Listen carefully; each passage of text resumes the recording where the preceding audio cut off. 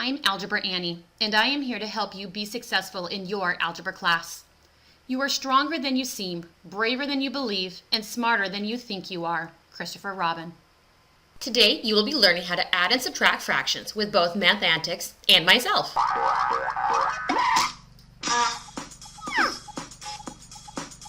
In this video, we're going to learn the basics about how to add fractions. You remember how easy it is to multiply fractions, right? You just multiply the top numbers together, and you multiply the bottom numbers together, and you have your answer. So you might be wondering, well, can't we just do that with addition too? Can't we just add the top numbers together and add the bottom numbers together and get our answer? Well, all right, let's try it and see, but I got a bad feeling about this. Let's try adding 1/2 to 1/2. So if we added the top numbers, we'd get 2, and if we added the bottom numbers, we'd get 4. But, well, that can't be right, because 2 over 4 simplifies to 1/2. And if you add 1/2 and 1/2, you should get a whole, not a half. Uh-oh, we must have broke some sort of math rule. I'm out of here. Okay, here's what we did wrong. It turns out that there's some important math rules called order of operations that say you have to do multiplication and division before you do addition and subtraction. Now, because fractions are just division problems, if you just added the top numbers and added the bottom numbers, you'd be breaking those rules because you would be doing the addition before the division. So, what are we going to do instead? Well, fortunately, there's a trick that lets us work around the order of operation rules and add fractions without dividing. But there's a catch. It only works for fractions that have the same bottom numbers. The trick is, if fractions have the same bottom numbers, we can add them by just adding the top numbers together and keeping the same bottom number in our answer. For example, to add 1/2 and 1/2, we just add the top numbers, and 1 plus 1 gives us 2. But we don't add the bottom numbers. We just use the same bottom number in the answer, which is 2. So 2 over 2 is a whole fraction. And that makes sense, because if you add 1/2 and 1/2, you get a whole. Let's see a few more examples. Like this one, 5 over 16 plus 2 over 16. Again, since the bottom numbers are the same, it's easy to add these fractions. All we do is add the top numbers together. 5 plus 2 equals 7, and that's the top number of our answer. Then we just keep 16 as the bottom number of our answer. So 5 over 16 plus 2 over 16 equals 7 over 16. Pretty easy, huh? But what about subtracting fractions? Does that work the same way? Yep, if the bottom numbers are the same, all you have to do is subtract the top numbers and keep the same bottom number in your answer. Here's an example of subtracting fractions with the same bottom numbers. 5 over 9 minus 2 over 9. First we subtract the top numbers. 5 minus 2 equals 3. Then we just write the same bottom number in our answer, 9. So 5 over 9 minus 2 over 9 is 3 over 9. Yep, adding and subtracting fractions with the same bottom numbers is easy. And there's a special name for problems like this. It's called adding or subtracting like fractions. A teacher once told me that they're called like fractions because the bottom numbers are the same, or alike. But I think it's because they secretly like each other. Just kidding. But seriously, like fractions are easy to add with the trick we just learned. But what happens if you want to add two unlike fractions? What do you do if you have fractions with different bottom numbers? Unfortunately, the only way we can add unlike fractions without doing the division first is to change them so that they do have the same bottom numbers. In other words, we need to change our unlike fractions into like fractions so we can just use our trick. In math language, that's called finding a common denominator. Now remember that a denominator is just a fancy math word for the bottom number of a fraction. And common just means that they're the same.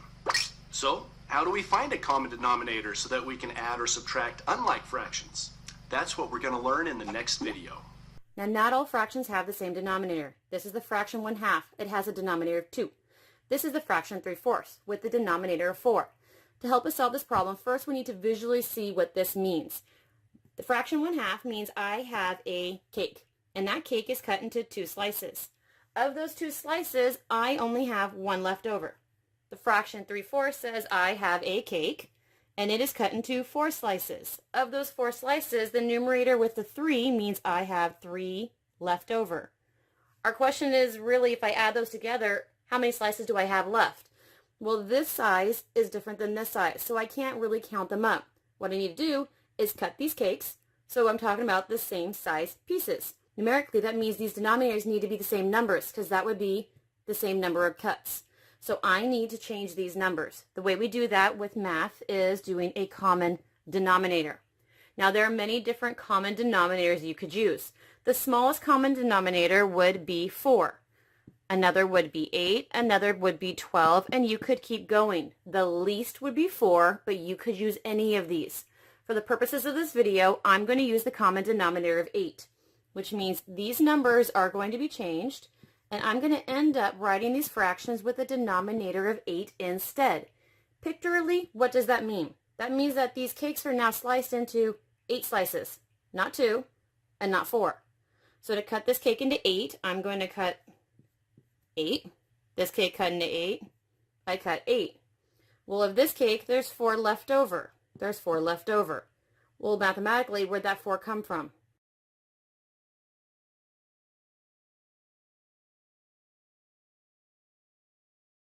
I know that 2 times 4 would have given me this 8. So now I have 1 times 4. It'll give me my new numerator 4. Over here, without doing it in pictures, somehow this 4 got changed to the 8. I know that 4 times 2 would give me the 8, which means 3 times 2 is going to give me 6. Is this cut into 6 slices? 1, 2, 3, 4, 5, 6. It is. So we have 4 8s being added to 6 8s. All of my cakes are sliced into slices of 8. So there were 4 left and 6 left. It means I had 10 slices left. If we check with our answer, up here with the picture, we have 1, 2, 3, 4, 5, 6, 7, 8, 9, 10. We had 10 slices that were all cut like the size 8. This is how you solve the problem. However, it is not in simplest form, and this would only give you most of your credit, not all. 10 and 8 both have a factor of 2 in common, so I'm going to divide both my numerator and my denominator by 2. 10 divided by 2 is 5. 8 divided by 2 is 4. They do not have a factor in common, which means 5/4 is my simplest answer. And if you want to get full credit on your test or quiz, this is the answer that I need to see. Now I need to do a real fast subtraction problem. I do not have common denominators. I do need a common denominator. So we're going to look through our possible common denominators. A possible common denominator that many students like to use is 40. You could also use 20. It's one of the smaller ones. For the purposes of this video, I'm going to go ahead and change my denominators to 20. And you need to remember that this is a subtraction problem. So that meant my slices of 10 somehow got converted to slices of 20. Mathematically, that means I multiplied by 2. 8 times 2 is 16. That is my new numerator. Somehow my slices of 4 got converted to slices of 20. 4 times 5 gave me this 20. So mathematically, 3 times 5 is 15. I was looking at slices of 20. If I had 16 and I ended up taking away 15 of them, how many do I have? I have one of these slices of 20 left. That is already in simplest form, so that would be your completed answer, and you're done. Since that was so quick, we're going to do one more example. These cakes are not cut into the same slices, so I cannot count them. I'm going to change them so I cut them into the same slices. A common denominator between 4 and 8 would be 8. You could also have 16, 24, the list keeps going. Use whichever one you're more comfortable with. Just make sure you know how to simplify in the end. So I'm going to change these fractions, and I'm going to go ahead and use 8 as my common denominator. So my common denominator is 8, and this was a subtraction problem. What did I do to the denominator 4 to get a new denominator of 8? I multiplied by 2. 3 times 2 is 6.